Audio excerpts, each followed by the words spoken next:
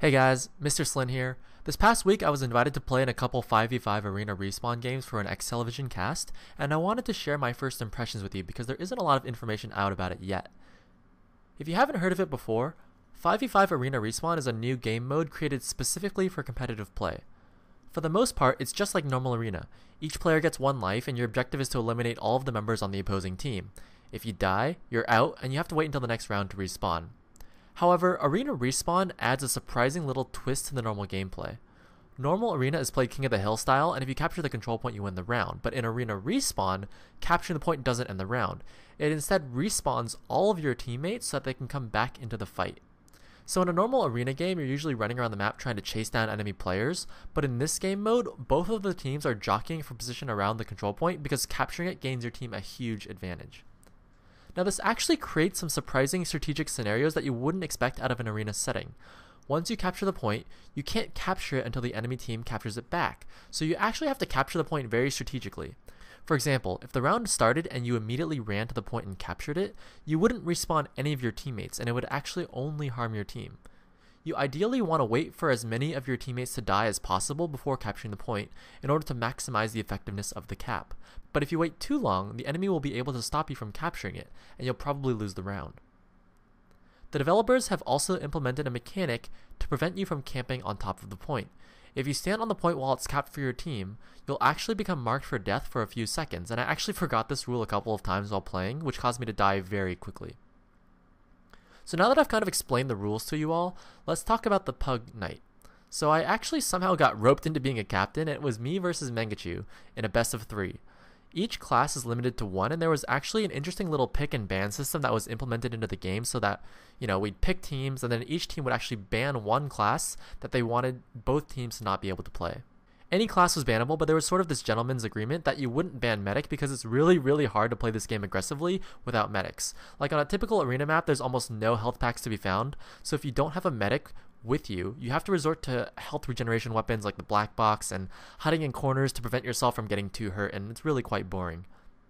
The thing about this particular night of Pugs too was that the player skill levels weren't completely level across the board. Like we had a huge skill range from UGC players to invite players. So when it came to the bans, it was pretty much like, okay, what class is Mangachi playing? Okay, he's playing Spy, let's ban that. And what class is Pharaoh playing? He's playing Demo, okay, let's ban him from that. And actually, if I recall correctly, Pharaoh didn't lose a single Pug that night, so it was pretty important to ban whatever class he was playing. In hindsight, I kind of wish that I played in a Pug that was a little more balanced so that the bans were more challenging. But yeah, anyways, once the bans were settled, we'd hop into a game and play the best of 20 minutes. Once we got started playing, our teams had a lot of fun trying to figure out different strategies, and it felt like there was a lot of ways that you could approach the situation. Like at first we'd try things like camping the point and being the first team to cap, but we quickly realized that capping first isn't always the best thing because they can actually just cap it back and overwhelm your team. And there was different rollouts, different class combinations that seemed to work really well, and no weapons were off limits, so it really gave you a lot of freedom of choice. For the most part, 5v5 seemed to be pretty balanced, and it seemed to be the right number of players for the map size. You could engage in a 1v1 if you wanted to, or you could group up and try and do team fights as well. Unfortunately for me, when I was playing in the Pugs, I got put on Medic for 2 out of the 3 maps because no one else wanted to play it, but you know me, I love Medic and it worked out okay. I found that the stock Metagun seemed underpowered because it builds too slowly, and the Quick Fix and Kritzkrieg were the 2 best options of Metagun because it allowed for a lot of mobility and quick charge building. The last Pug that I played on was Off Blast, and I was able to play a fragging class most of the time, and I really felt like this game mode has a lot of potential to become something that people find fun and easy to approach.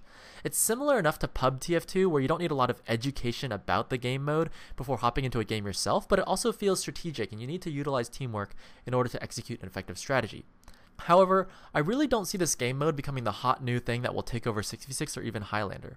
It's fun for a little bit, but I was honestly so glad that it ended after 3 Pugs because I was totally getting burnt out on it.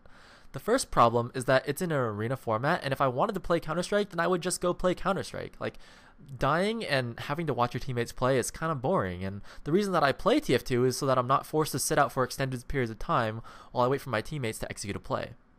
Sure, the respawn mechanic is nice, but having only 1 life encourages you to play in this really safe style that can get kind of boring. You could throw your life away for a sacrifice play, knowing that your teammates will respawn you, and actually in that 3rd map we actually developed a kind of cool style that involves sacking your players right away, getting frags, and then leaving a player behind to capture the point and respawn everybody on our team. But even that got kind of dull as well, because you were just throwing yourselves at the enemy players over and over again. And there, like I said, there wasn't much strategy to it. At the end of the day, there wasn't as much depth to this game as there is in 6v6 or Highlander.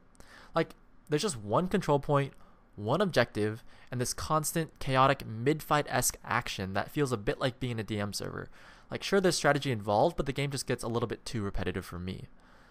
And this actually differs from a 6v6 or a Highlander King of the Hill game, because in those games you actually are encouraged to push forward and spawn camp and camp the doorways.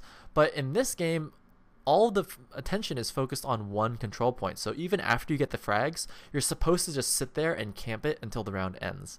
And that just gets kind of boring. And, you know, I would encourage you all to try this game mode out for yourself, just so you can see what it's like, because I'm pretty sure that, you know, once they're done testing this game, they'll probably release some servers with Arena Respawn loaded onto them. But yeah, just try it out yourself, see what you think, and let me know, and post in the comments what you thought about this game mode. If you have a server of your own and you want to test this out with some of your friends, check out the link that I put in the description of the video. You can actually download the plugins and configs so that you can have a go at it yourself. I'd also encourage you to check out twitch.tv/eXtelevision, because Xtown and the boys have put up a couple of VODs of Invite Arena Respawn pugs, and of course the pug that I played in last week. And I'm sure that, you know, watching the casted version of it, it might be fun for spectators. So check it out, see what you think, and yeah, let me know. Thanks for watching this video, and I'll see you guys on the next one. Peace.